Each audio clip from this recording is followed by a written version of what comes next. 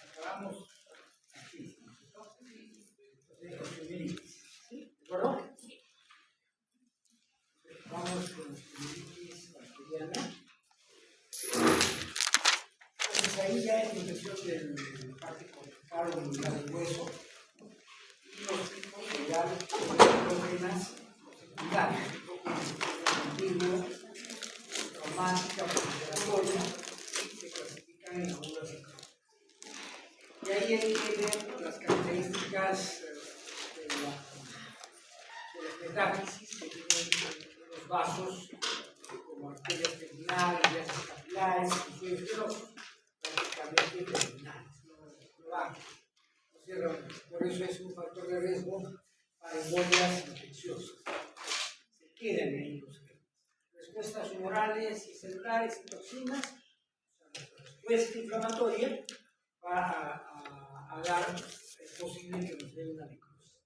El absceso de Brody es una colección rodeada de membrana fibrosa y pared de hueso denso. Es decir, se va organizando de esta manera. La etiología de las causas hematógenas es en niños, siempre el estafilococo aureus, 80-90%, los estreptococos heterolíticos de menores de 3 años, los plasmodios aerobios gram-negativos. En adultos predomina siempre el estafilococo aureus, pero hay bacilos aerobios gram-negativos como el coli, el itus, que complican estos cuadros. En adictos a drogas que se inyectan, encontramos pseudomonas aeruginosa, serratia, marcellus o aureus en los sitios adyacentes, ¿no? Hombro o caderas, ¿no? Los troncos contiguos, ya eso es por tejidos blandos. Siempre el estafilococo aureus es más común, la pseudomonas aeruginosa y también los bacilos aerobios gram-negativos. En causas postraumáticas y posoperatorias, el trauma, si es en ambiente abierto, puede haber contaminación por tierra y agua, bacilos aerobios gram-negativos, mucho hongos anaerobios, infecciones polimicrobianas. En posoperatorio predomina el estafilococo aureus y otros gram positivos. La clínica en niños, las hematógenas se manifiestan con inicio abrupto, de dolor cada vez más intenso, fiebre, letargia, irritabilidad, deshidratación, o sea, un componente general y por supuesto el dolor localizado, hipersensibilidad y hinchazón y la articulación de inflexión, los músculos en espasmo. Puede haber una pseudoparálisis frecuente, encontramos leucocitosis en la sangre y la velocidad de sedimentación aumentada. En la radiografía, primero encontramos alteración de los tejidos blandos y un proceso destructor localizado en la zona de descalcificación en la metástasis alrededor de los 10 a 14 días. En otras palabras, la manifestación no es precoz, demora en organizarse para manifestarse radiológicamente. Luego ya hay la calcificación perióstica que hemos hablado y la elevación intravenosa con abdominal. En las metástasis distales del fémur, distal y proximal de la tibia es más frecuente. Las metástasis femorales proximales son intracapsulares y se asocia a artritis séptica de la cadera. O sea, no compromete solamente la cabeza del húmero, digamos, del fémur, sino también la propia cadera y posiblemente la articulación y la cadera. Húmero, peroné, radio cúbito, menos frecuencia. Acá menos frecuente y la pelvis pocas veces. Hay una forma subaguda en niños luego de un tratamiento antibiótico inadecuado. Si nosotros no sabemos que es una osteomielitis, a veces decimos es una fiebre, probablemente artritis, tejidos blandos, y damos un tiempo de antibióticos cortos y en una forma subaguda, se enmascara, ¿sí? Pocos síntomas sistémicos, persisten los hallazgos físicos regionales, o sea, el dolor local en el hueso. Ya la leucocitosis puede estar alterada, o sea, no hay, y siempre la velocidad de sedimentación es un hallazgo importante. La radiología en este caso es importante. Los hemocultivos, más de 2/3 de las osteomielitis. El tercio restante tenemos que entrar, pues. Tenemos que aspirar el absceso contigo, entrar al espacio perióstico de la metástasis. ¿Sí? Eso lo hace el especialista, en este caso el laboratorio. Hay otras formas como la osteomielitis hematógena vertebral aguda y un gran dolor dorsal, poca reacción sistémica, el dolor es bien localizado, hay espasmo para espinal severo, la leucocitosis es leve o normal, aumenta la velocidad de sedimentación, el hemocultivo positivo. Cultivo de tejido por biopsia de aguja del cuerpo vertebral. Son las dos alternativas, el hemocultivo con porcentaje y la biopsia con aguja.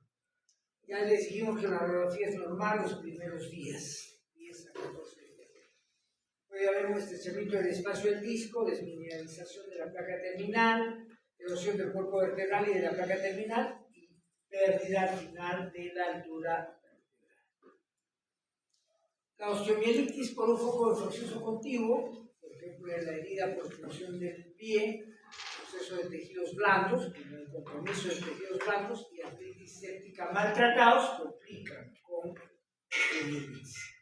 El tratamiento antibiótico completo que cambia su cuadro clínico, o sea, es ya menos síntomas generales, menos leucocitosis, más signos locales, afebril, la cojera es un signo importante, extremidad dolorosa con espasmo muscular regional y la velocidad de sedimentación con un marcador específico importante. En la radiografía vamos a encontrar los cambios característicos y el tratamiento es de debilidación quirúrgica. Más activo. Las osteomielitis postraumáticas y postoperatorias, hay injurias neurovasculares de tejidos blancos, se asocian a fracturas, dislocaciones y aumentan el riesgo de infección en el hueso. Postoperatoria varía según el tipo de cirugía. Implantación de cuerpos extraños, generalmente hay que retirarlos, placas, tornillos, vigas, y predominan los gram positivos y los anaerobios es un porcentaje pequeño, pero es importante. La microbiología de osteomielitis, más de los 50% de los casos, Staphylococcus aureus y Staphylococcus coagulante negativo, es importante, vamos a ver por qué. Y ocasionalmente encontrado, menos del 25% de los casos, Pseudomonas, E. coli, Serratia, anaerobios. Y raramente encontrados, menos del 5%, pero eso será para los países desarrollados, Mycobacteria tuberculosa, Mycobacterium malum complejo, Mycobacterias de crecimiento rápido, hongos dimórficos, cándida, aspergillus, micoplasmas, brucelas, salmonelas, actinomyces. O sea, hay infecciones que son más nuestras que ellos, ¿no? El tratamiento de la osteomielitis hematógena aguda, hay que tener en cuenta que en los niños puede ser mortal, y el tratamiento precoz antibiótico evita la cirugía, y siempre hay que tomar en cuenta para hueso 4 semanas endovenoso obligatorio y 8 a 12 semanas bioral. ¿Qué quiere decir? El tratamiento es prolongado, pero el endovenoso obligatoriamente 4 semanas, a pesar de que haya bajado la fiebre, el dolor, que sea. Debemos evitar los abscesos. En la osteomielitis crónica hematógena y postraumática, extinguir el tejido de granulación infectado, antibióticos y las fijaciones son importantes. La interna, el hiato óseo, la fijación externa. Eso lo van a ir viendo cuando hagan sus rotaciones con traumatismo. Y la terapia antimicrobiana, estafilococos son sensibles a la meticilina. En el Perú, no creo que en Sudamérica hay meticilina, solo hay oxacilina. Unos son sensibles a la oxacilina y otros son resistentes a la insulina, a la oxacilina. Entonces, primer chance, estos son los resistentes, MRSA, meticilino resistente Staphylococcus aureus, nosotros decimos oxacilino resistente Staphylococcus aureus. La sigla la mantenemos, en inglés todavía no hemos actualizado al castellano esto, y ahí podemos dar nafcicilina que no tenemos, y vancomicina. ¿Sí? Perdón, estos son sensibles, ahí damos oxacilina o nafcicilina o cefazolina. Cefazolina es una cefalosporina de primera o segunda generación, si no me equivoco, pero el Staphylococcus aureus sensible es tiene una sensibilidad muy importante de este antibiótico, esta cefazolina. Y en resistencia, vancomicina o daptomicina, solo hay vancomicina. Alternativamente usamos el midazolam. Gérmenes estreptococos sensibles a la penicilina a altas dosis, alternativamente la vancomicina, enterococos o estreptococos más resistentes a la penicilina, y hablamos otros antibióticos. ¿Sí? Incluida la vancomicina, enterobacterias, la ceftriaxona de entrada, la ciprofloxacina de segunda línea, pseudomonas aeruginosa, ya escalamos a una cefalosporina de cuarta, o ciprofloxacina o ceftazina. Principios quirúrgicos que ya los dijimos: adecuado drenaje, esterilización de los tejidos infectados, el mover todo el hardware, o sea, las prótesis, lo ajeno, el manejo del espacio muerto, o sea, no puede quedar músculos con espacios abiertos, tienen que estar cerrados para que no se generen conexiones. Cerrar completamente las heridas, estabilizar la herida infectada. Ya hablamos de las complicaciones.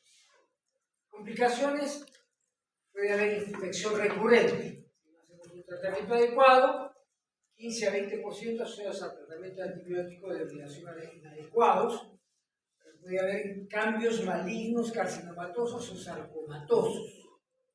¿Sí? O sea, la infección crónica del hueso puede dar cambios carcinomatosos.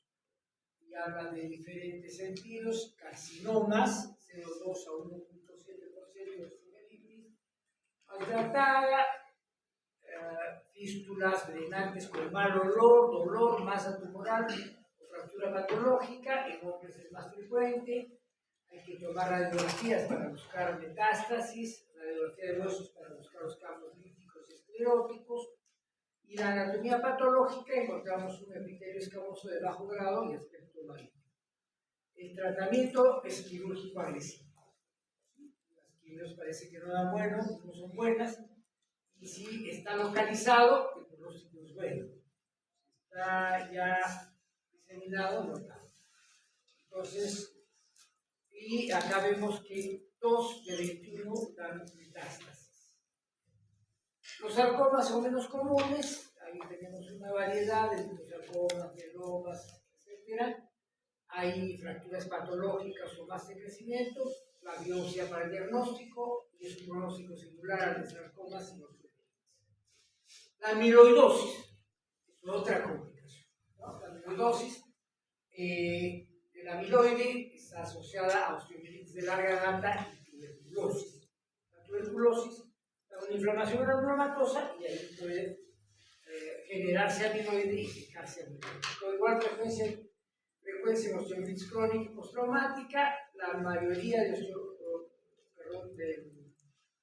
osteomielitis en miembros inferiores.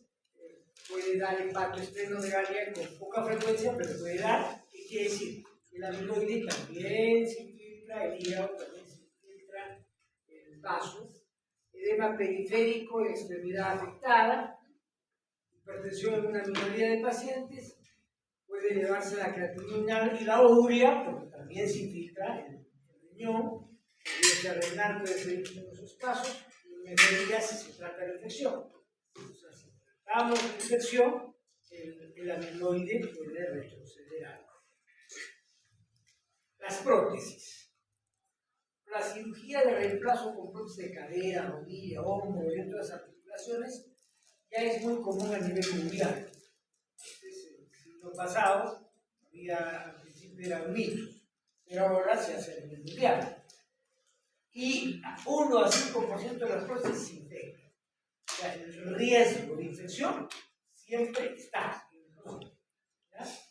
Alta morbilidad y mortalidad, porque generalmente son pacientes graves.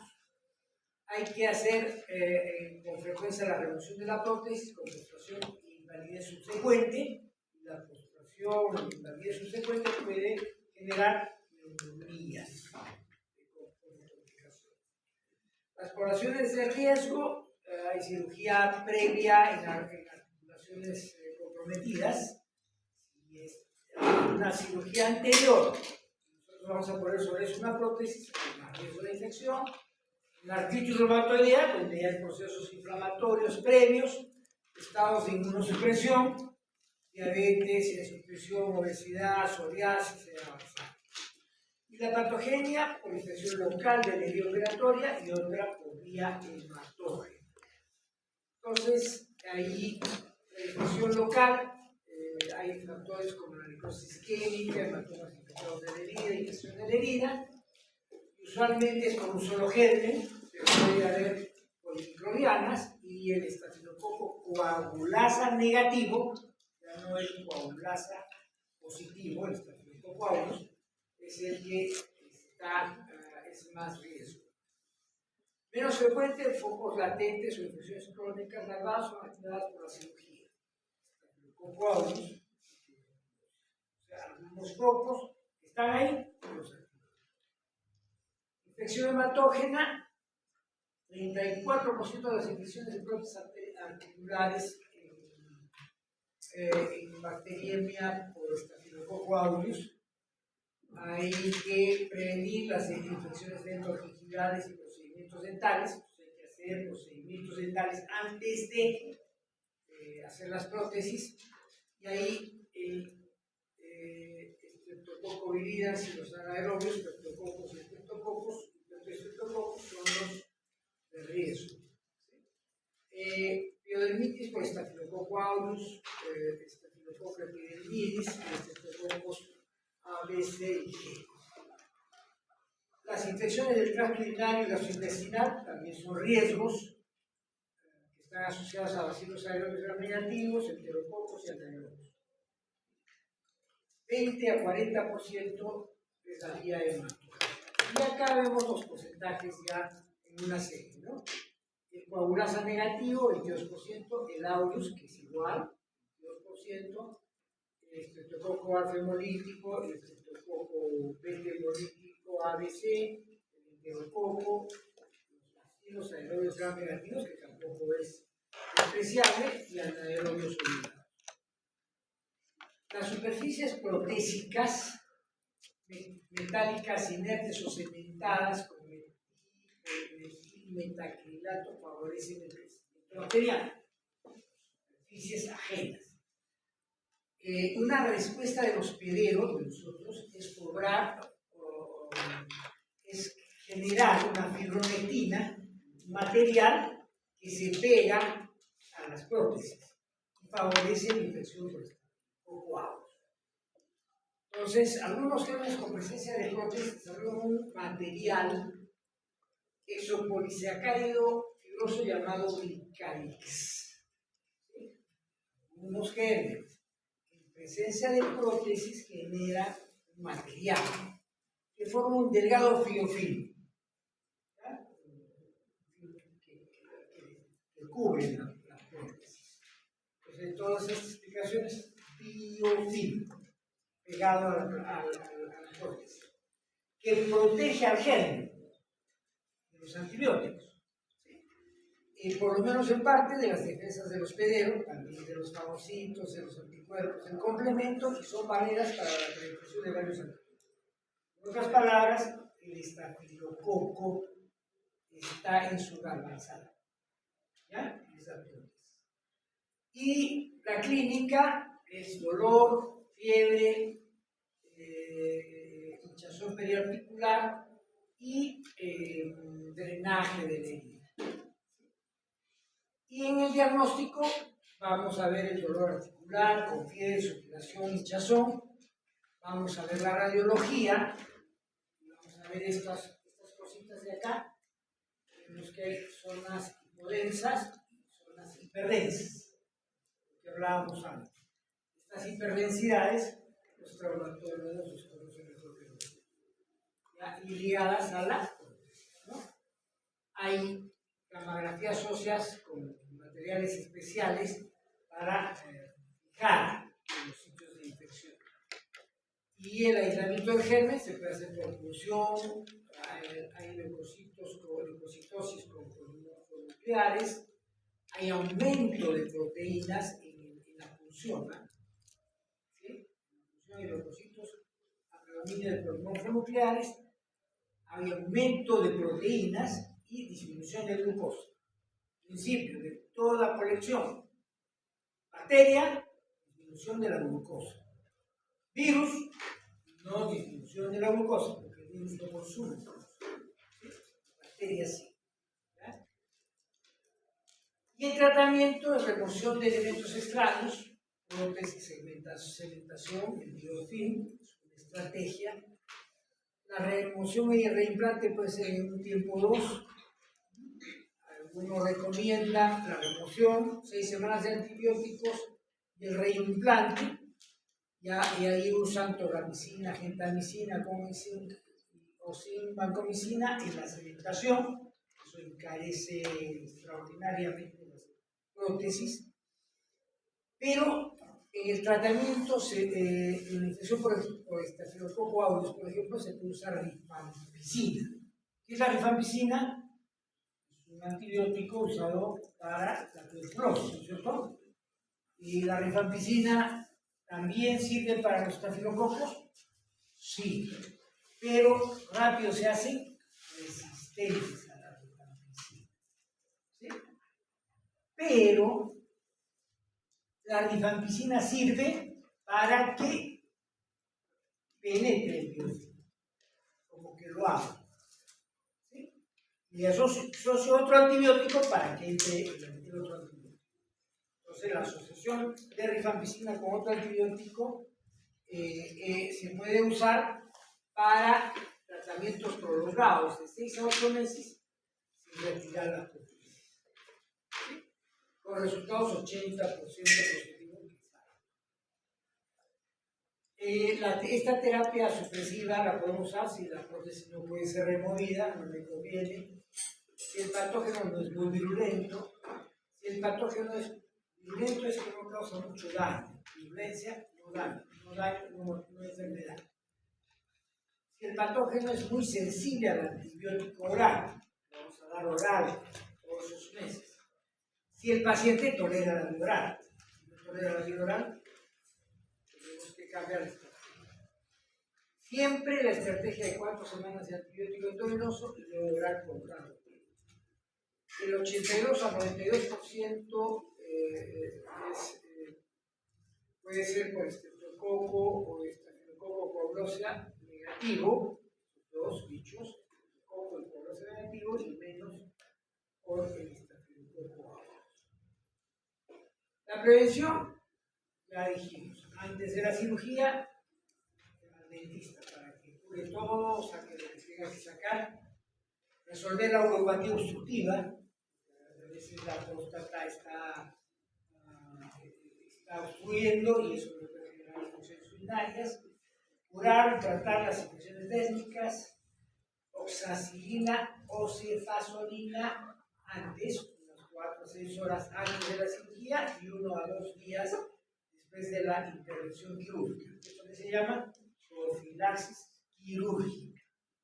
Y el uso de cementación impregnada por aminoglucosa. Eso ya es materia de los traumatólogos.